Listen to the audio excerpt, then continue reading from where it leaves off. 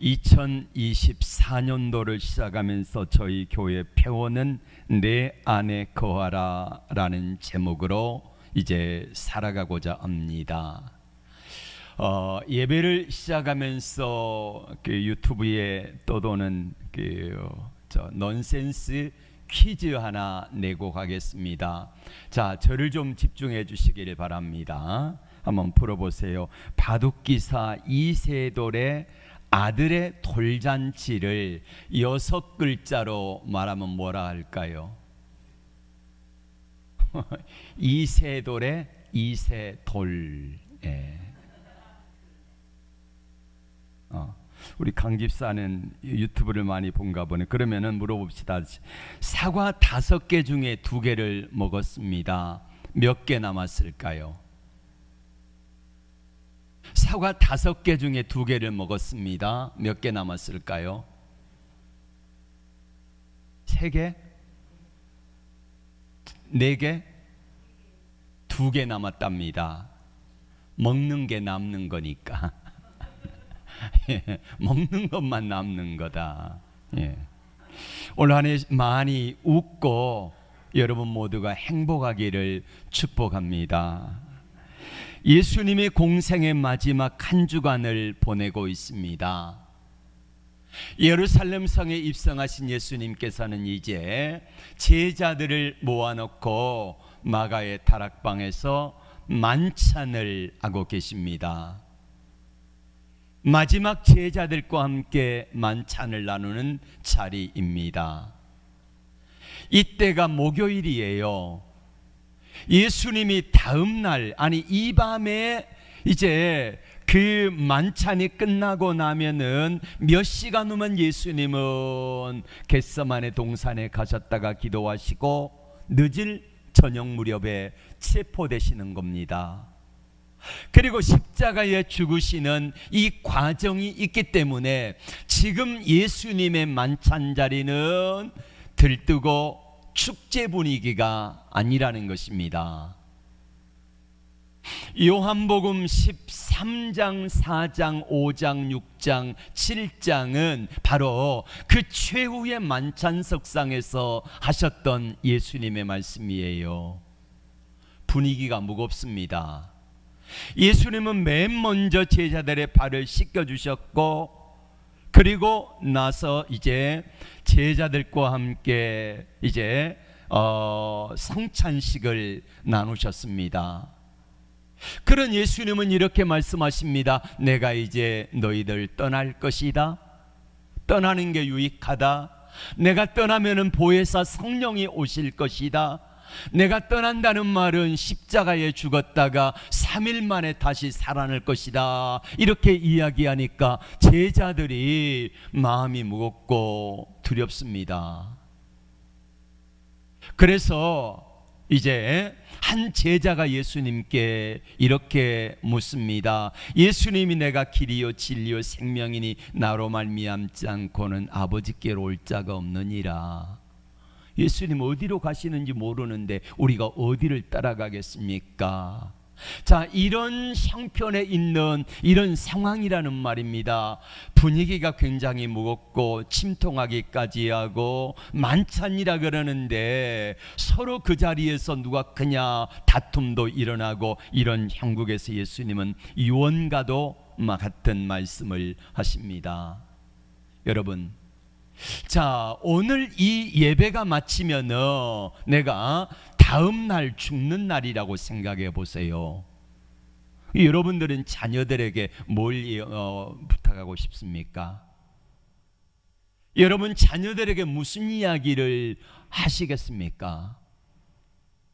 내가 오늘 이 시간이 마지막 순간이라고 하면은 자녀들에게 뭔 이야기를 하겠습니까?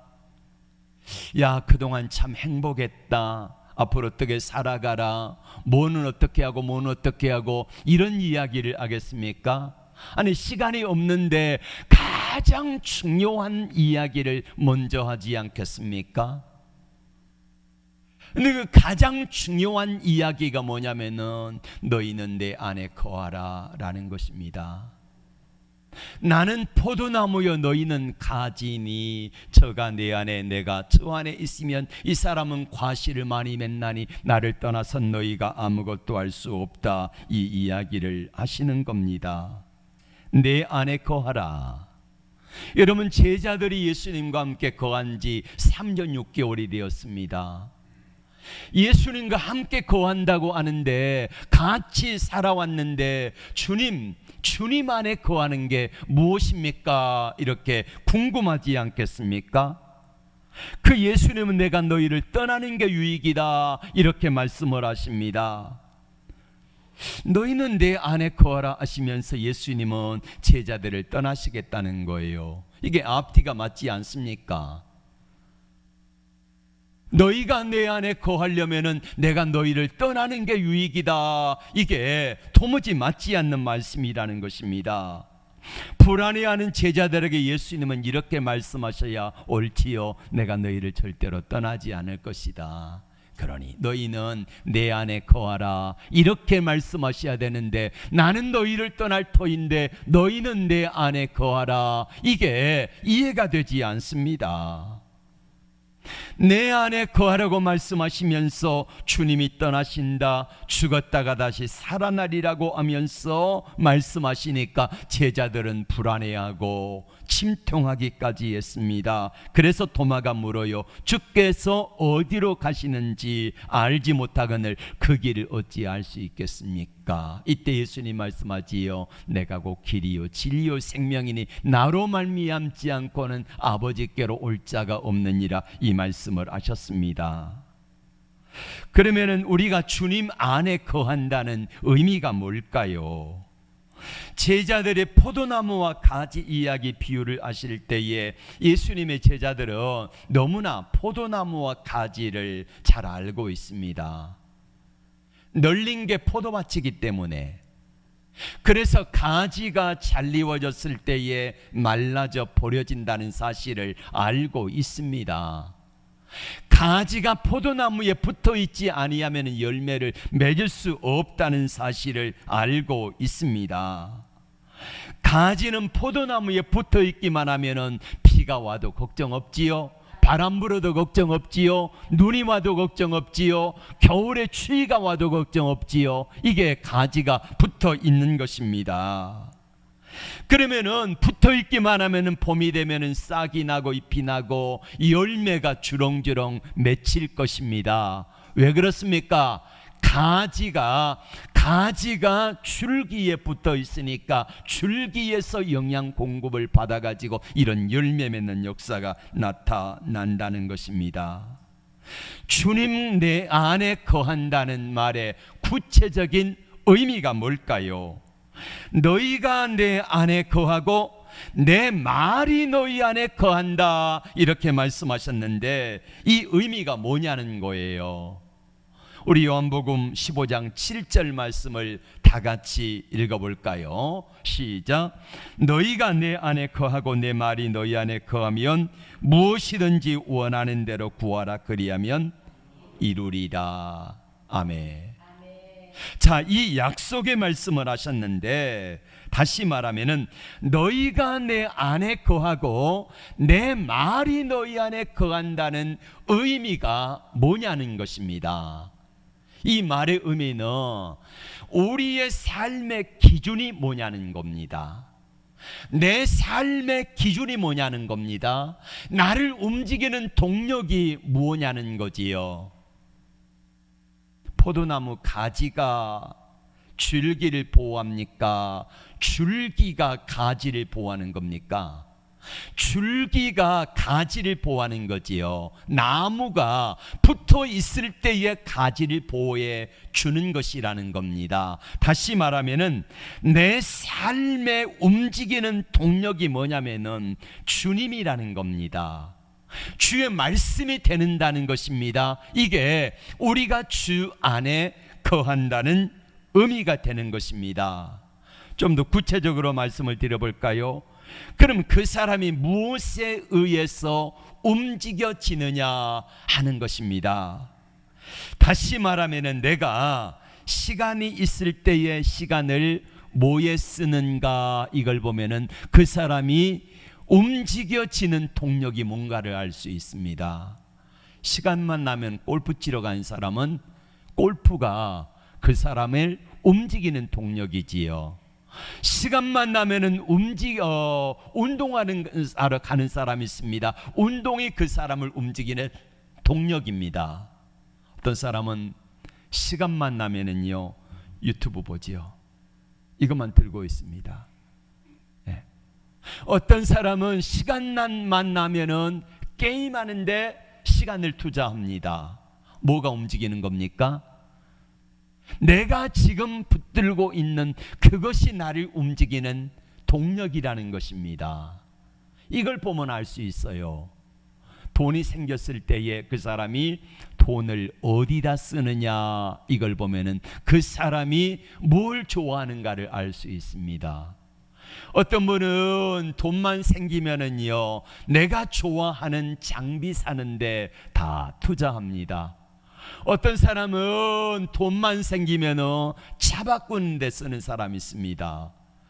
1년 만에 바꾸고 2년 만에 바꾸고 계속해서 돈만 생기면은요 모았다가 차 바꾸고 하는데 돈을 써요. 근데 또 어떤 사람은 돈만 생기면은 하나님 앞에 드리는 사람도 있어요. 그러니까 그 사람을 움직이는 것이 뭐냐는 그 사람이 가진 시간, 물질, 에너지 이거를 어디다 사용하느냐가 그 사람을 지금 움직이는 동력이다 생각하면은 딱 맞습니다. 그렇지요? 네. 또 다른 것을 뭘 보면 알 수 있냐면은 그가 어떻게 기도하는가 이걸 보면 알 수 있습니다. 우리는 모두가 다 기도를 합니다. 기도하는데 어떻게 기도하느냐? 첫 번째 기도는 예수님을 구하는 기도가 있고요. 두 번째 기도는 예수님께 구하는 기도가 있습니다. 아니 그거가 그거지 아닙니다. 예수님을 구하는 기도하고 예수님께 기도하는 기도가 전혀 다릅니다. 제자들의 예를 들어보겠습니다. 예수님이 12제자를 불렀지요. 저를 봐주시기를 바랍니다. 저를 봐주시고 눈을 좀 마주쳐 주시기를 부탁합니다. 졸기 쉽기 때문에요. 네. 자, 예수님의 12제자들을 한번 보세요. 처음에 예수님의 12제자들은 예수님께 구했습니다. 뭘 구했습니까? 주의 나라에 임하실 때에 하나는 오른편에 하나는 왼편에 앉게 해주세요. 야고보와 요한의 어머니가 예수님께 구했던 것입니다. 여러분 나머지 12제자도 마찬가지였습니다. 예수님께 구했는데 뭘 구합니까? 출세와 성공과 부귀영화를 구하게 됩니다. 여러분 이거 구하지 말라는 말은 아닙니다. 구하세요. 그래서 기왕이면 부자로 사세요. 그렇게 살기 싫습니까? 부자로 사는 거 좋은 거예요. 여러분 기왕이면 좀 출세해가지고 여러분 후손 가운데 대통령도 나오고 국회의원도 나오고 대학교 총장님도 나오고 이런 능력 있는 사람이 나오기를 주의 이름으로 축복합니다. 자, 열심히 구해서 그 은혜를 받으라는 거예요. 그런데 중요한 것은 뭐냐면은 그것을 구하는 의미가 뭐냐는 거지요. 내가 출세하고 성공하고자 하는 목적이 뭐냐는 것입니다. 예수님의 제자들은 예수님께 구해서 예수님께 그것들을 받기를 원했지만은 나중에야 예수님이 떠나시고 나서 오순절 성령 사건을 경험하고 나니까 저들의 기도가 바뀌었습니다. 예수님께 구했던 것이 나의 출세와 성공을 위해서 구했던 것이 예수님을 구하고 나니까 그 안에 예수님이 나를 부르신 목적이 내 안에 들어오기 시작합니다. 예수님께 구했을 때는 나의 출세와 성공과 나의 야망을 이루기 위해서 예수님도 이용하고 예수님을 때로는 짓밟고 올라가기도 하고 그랬던 사람들이 이제는 바뀌어가지고 예수님을 구하니까 예수님이 나를 부르신 목적이 뭔가 하는 것을 깨닫고 나니까 나중에 예수님 그분을 구함으로 말미암아 성령 충만함을 받고 변화되고 나니까 그들을 통하여 주님이 일하시기 시작합니다. 그래서 저들이 베드로와 요한이 맨 첫 번째 했던 게 뭐냐면은요, 사도행전 3장에 나오는 성전 미문에 앉은 안진뱅이를 향하여 이렇게 말합니다. 내가 옛날에 구했던 거 은과 금은 없다. 그러나 내게 있는 것으로 내게 주노니 곧 나사렛 예수 이름으로 일어나 걸으라 했을 때에 안진뱅이가 벌떡 일어나는 역사가 나타났지요. 예수님께 구할 때는 그때는 역사가 없었는데 예수님을 구하고 나니까 예수 안에 예수님이 그들을 안에 충만하게 되니까 베드로가 설교할 때에 3,000명이 회개하고 돌아오는 놀라운 역사가 나타나잖아요. 심지어는 베드로가 그림자만 지나가도요 병든 자가 고침받고 귀신이 떠나가는 역사가 나타나는 겁니다. 왜 그래요?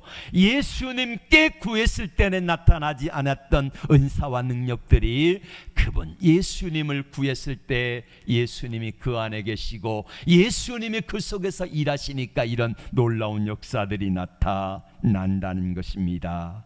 그렇습니다. 누가 한 것입니까?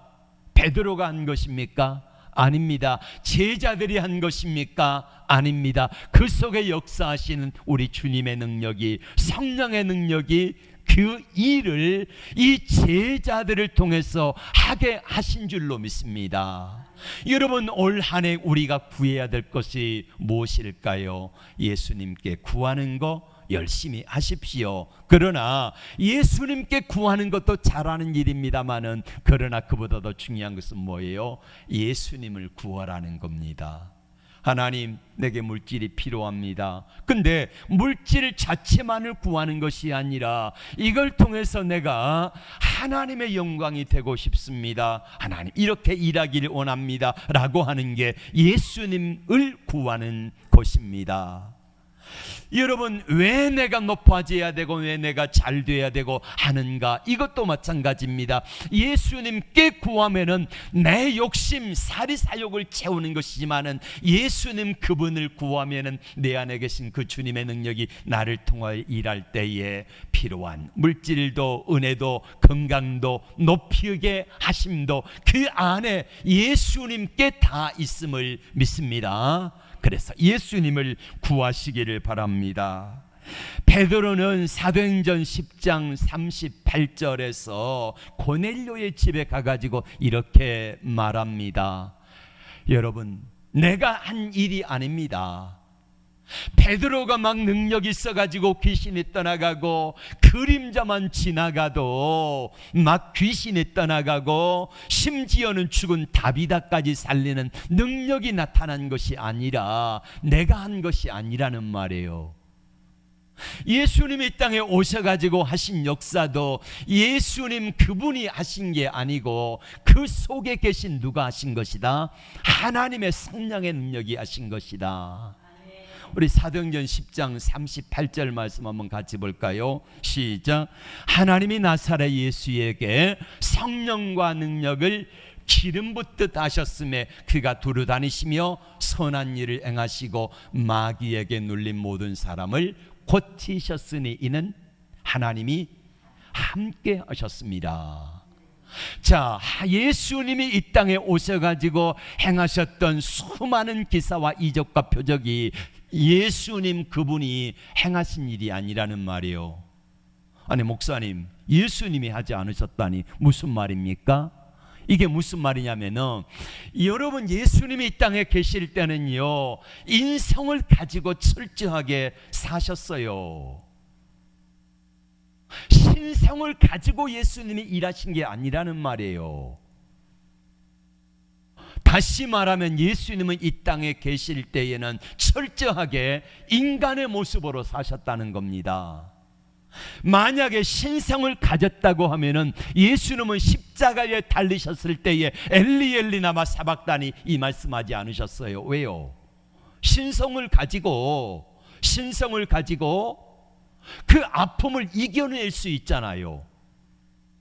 그 순간은 철저하게 인성을 가지고 계셨다는 거예요. 그러면 예수님이 어떻게 물 위를 걸으시고 어떻게 죽은 자를 살려내고 어떻게 오병이어 기적을 행하셨나? 그것은 하나님이 나사렛 예수에게 성령과 능력을 뭐 했다고요? 기름 붓듯 하셨음에 그것으로 하셨다는 겁니다. 그 능력을 베드로가 받았지요. 그리고 베드로도 예수님이 하셨던 대부분의 사역을 똑같이 했습니다. 예수님이 가시면서 이렇게 말씀하셨어요. 내가 가는 게 유익이다. 성령이 너희에게 오시면은 내가 하는 일을 너희도 할 것이요. 아멘. 그리고 나보다 더 큰 일도 하리라. 할렐루야. 이 말씀입니다. 다시 말하면 성령의 능력 안에서 기도할 때에 예수님께 구하는 것이 아니라 예수님을 구하니까 예수님이 그 안에 계셔서 너희가 내 안에 내 말이 너희 안에 거하면은 무엇이든지 원하는 대로 구하라 그러면 이루리라 하는 약속의 말씀이 이루어진 줄로 믿습니다. 거한다는 말은 하나님의 말씀을 품는 것입니다. 따라합시다. 거한다는 말은 하나님의 말씀을 품는 것입니다.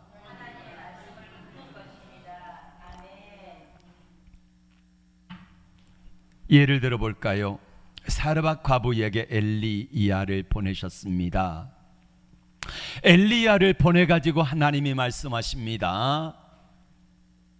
내가 내 말에 거하면은, 내 말을 품으면은 하나님의 약속하신 말씀 그대로 될 거야 라고 했습니다.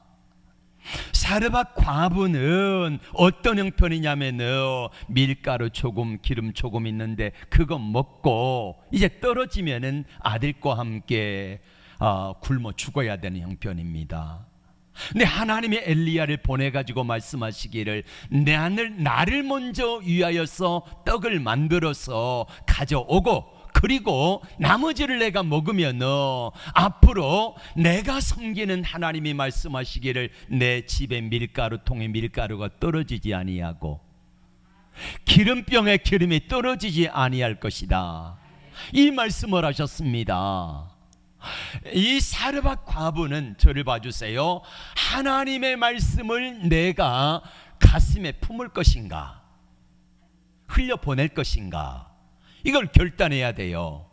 사르밧 과부는 하나님의 말씀을 품었더니 어떤 역사가 나타납니까? 3년 6개월 동안 많은 사람들이 기근으로 굶어 죽었지만 이 여인과 그 가정은 절대로 굶지 않는 역사를 하나님이 이루신 줄로 믿습니다.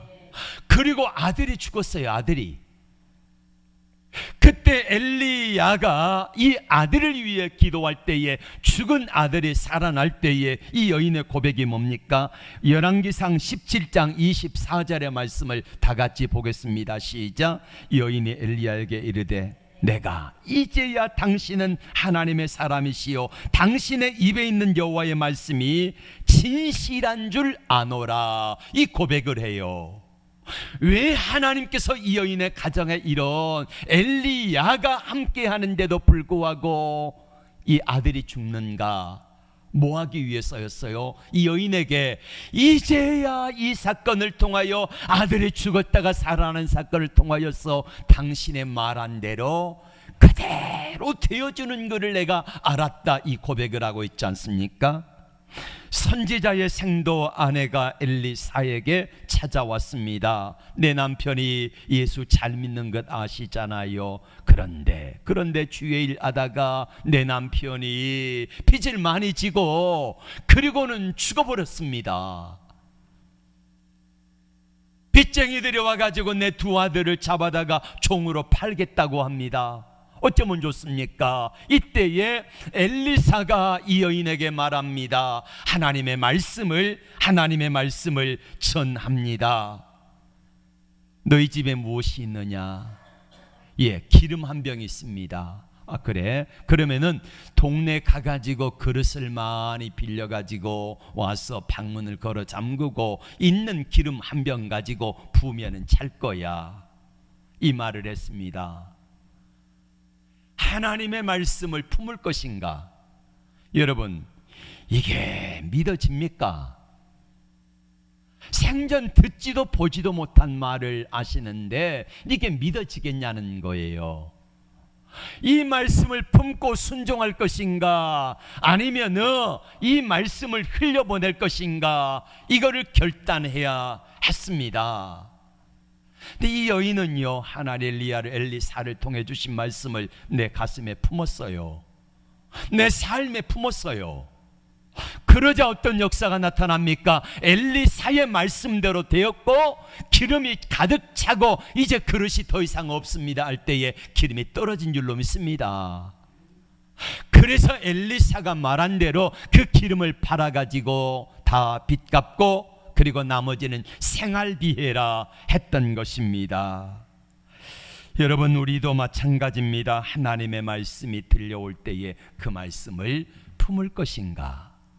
우리가 주 말씀 안에 거한다는 말은, 너희가 내 안에 거한다, 이 말은 하나님의 말씀이 들려올 때에 그 말씀을 내가 가슴속으로 품어내고 삶 속에서 품어내고 내 인생 속에서 품어내면서 그것을 품고 씨름하면서 이 말씀이 말씀되게 하는 역사를 살아낼 것인가? 아니면은 이게 무슨 소리냐고, 생전 듣도 보다 못한 소리를 안다고, 아니 당신 나 지금 가난한 과부라고 나를 조롱하는 거냐고, 이럴 수 있습니다만 이걸 선택하여 하나님 말씀을 품을 것인가, 이걸 선택해서 하나님 말씀을 흘려보낼 것인가, 이것은 전적으로 나의 선택이라는 것입니다. 우리가 주의 말씀을 품으면은 주님이 개입하여 일하십니다. 역사하십니다. 보여주세요. 우리 노예 안에 어느 목사님이 언젠가 이런 간증을 하더라고요. 새벽 기도에 말씀을 전하면서 마치 말라기를 말씀을 이제 한 장씩 매일 읽고 이렇게 하다가 말라기 3장을 공부하면서 3장 10절 말씀 한번 같이 읽어보겠습니다. 시작. 만군의 여호와가 이르노라, 너희의 온전한 11조를 창고에 들여 나의 집에 양식 있게 하고 그것으로 나를 시험하여 내가 하늘문을 열고 너희에게 복을 쌓을 것이 없도록 붙지 아니하나 보라. 뭐에 보라는 겁니까? 시험해 보라는 거지요. 그러면서 이렇게 말씀을 전했습니다. 여러분, 하나님의 말씀은 약속하신 말씀대로 그대로 이루십니다. 그러니 혹시라도 여러분 가운데 11조를 드리다가 시험 들거나 아니면 믿지 못하겠다 그래가지고 드리지 못한 분들이 있다면 한번 시험해 보십시오. 이렇게 말씀을 전하고 기도하고 마쳤답니다. 그 다음날 새벽이었는데 강단에 11조 봉투가 하나 올라왔습니다. 34만 5천 원이 들어있었어요. 그리고는 또 다음 주일날이 되었는데 주일날 11조 봉투가 올라왔는데 그분이 얼마를 드렸냐면 100만 원 11조가 올라왔어요. 며칠 안 돼가지고 또 그 다음 주가 됐는데 이번에는 300만 원 11조가 올라왔어요. 근데 그분이 이 편지를 하나 봉투에다가 써가지고 넣었어. 그래서 그 편지를 제가 이제 이야기를 하니까 저한테 보내줬어요. 근데 그 편지는 이렇게 쓰여 있었습니다. 이 권사님은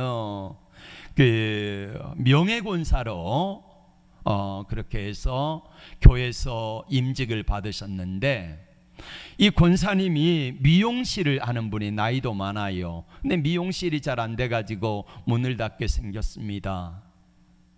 그래서 너무 어려워가지고 월세도 못 내고 있고, 그리고 11조를 3개월이나 밀린 거예요. 근데 그 목사님이 새벽에 하시는 말씀을 듣고 나서 있는 총 현금을 다 긁어 모았더니 34만 5천 원이었어요. 11조에 3개월분 11조에 좀 모자랍니다. 그래도 하나님 전 재산 드립니다. 하나님 도와주세요. 그리고는요, 새벽에 11조를 드린 거예요.